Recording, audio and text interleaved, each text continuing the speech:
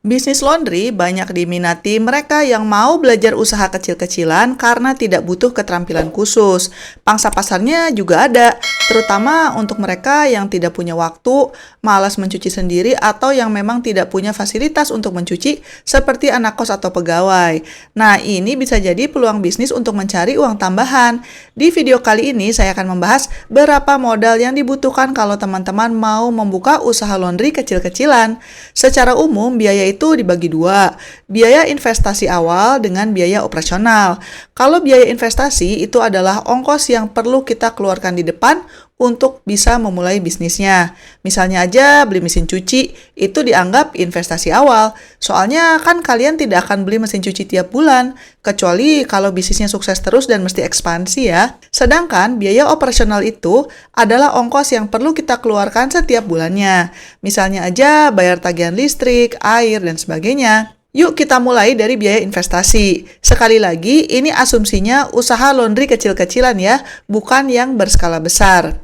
Untuk mesin cuci, ini tergantung kapasitas dan juga mereknya. Sebagai contoh, untuk mesin cuci top load ukuran 7 kg dengan merek Aqua, ini harganya di bawah 2 juta.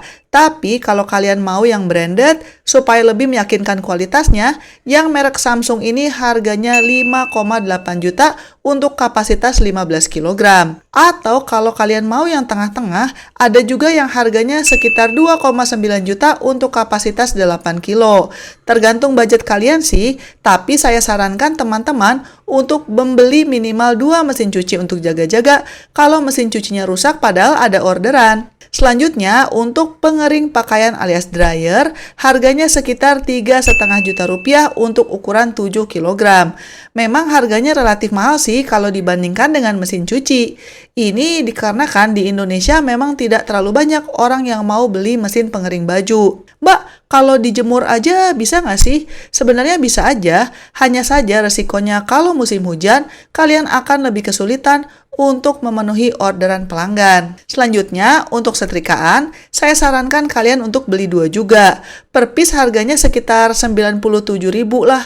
Ya, pokoknya di bawah 100 ribuan. Dari pengalaman saya pribadi, produk Maspion itu lumayan tahan lama sih, meskipun harganya tidak terlalu mahal.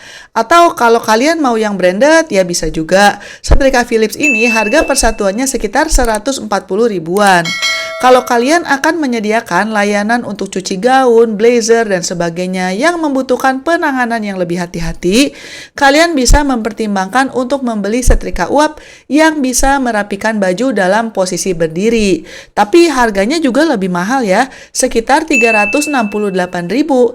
Ini optional aja sih. Oke, selanjutnya kalian juga akan membutuhkan timbangan. Ini terutama kalau kalian mau menjual jasa laundry kiloan yang harganya berdasarkan beratnya. Harga timbangan gantung yang kapasitasnya bisa sampai 150 kg itu adalah Rp85.000. Kalau kalian mau lebih murah, sebenarnya bisa juga pakai timbangan berat badan karena harganya hanya sekitar Rp28.000.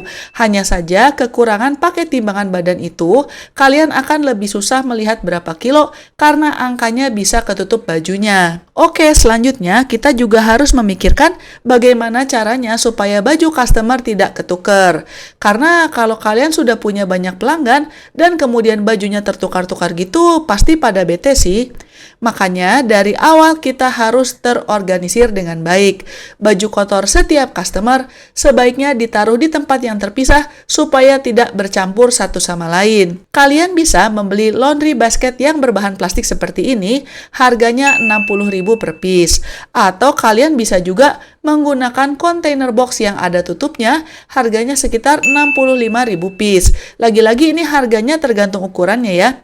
Karena boxnya harus dibedakan per customer, kalian perlu beli banyak sih. Mungkin awal-awal beli sekitar 20 box kali ya. Kalau mau lebih murah, kalian bisa beli grosir ke pasar besar di kota kalian.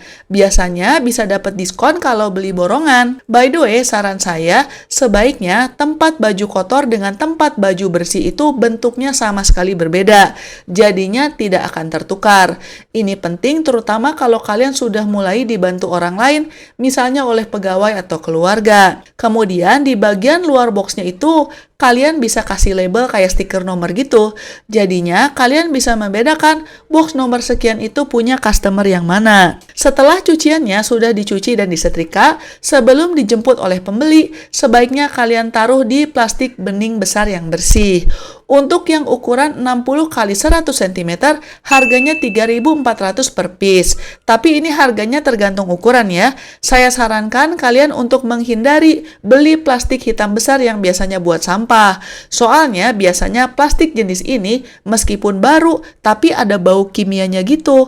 Takutnya nanti baju yang sudah dicuci malah jadi bau. Selain itu, kalau plastiknya warna hitam, customer jadi tidak bisa melihat ke dalam dan ada kemungkinan paketnya jadi tertukar. Dan tentunya jangan pakai kantong plastik bekas ya, supaya bajunya tidak bau dan tidak kena noda. Kalau kalian menyediakan jasa cuci gaun atau jas, biasanya jenis plastik yang dipakai itu berbeda dan tidak dicampur dengan baju-baju lainnya. Harganya tergantung ukuran, tapi ya memang lebih mahal, sekitar 5-14 ribu per piece-nya. Ya kalian jangan lupa hitung-hitung aja deh sebelum menawarkan harga, supaya tidak tekor. Nah, biar kesannya lebih profesional, baju bersihnya habis diplastikin, saya sarankan plastiknya juga dikasih stiker label gitu. Ini untuk memperkuat branding Anda supaya customer ingat mereka cuci baju di mana. Harga stiker gini tergantung ukuran, tapi ya sekitar 1.000-an lah per piece-nya. Ini optional aja sih. Selanjutnya, biar orang tahu kalau kalian buka usaha laundry, sebaiknya pakai spanduk juga. Bikin spanduk itu nggak mahal kok. Ukuran 3 x 1 meter itu sekitar 50 ribuan tergantung bahannya. Bisa pesan online dan juga dikirim ke rumah. Oh ya, tentunya, kalian juga harus beli deterjen dan pewangi pakaian yang banyak. Anggaplah kira-kira habis 400 ribu untuk investasi awal. Nanti bisa beli lagi setiap habis. Faktor lain yang harus kalian pertimbangkan tentunya adalah biaya tempat. Tentunya ini akan bergantung dengan lokasi dan di kota mana. Paling murah sih ya memang buka usaha dari rumah ya, terutama kalau lokasi rumah kalian itu strategis.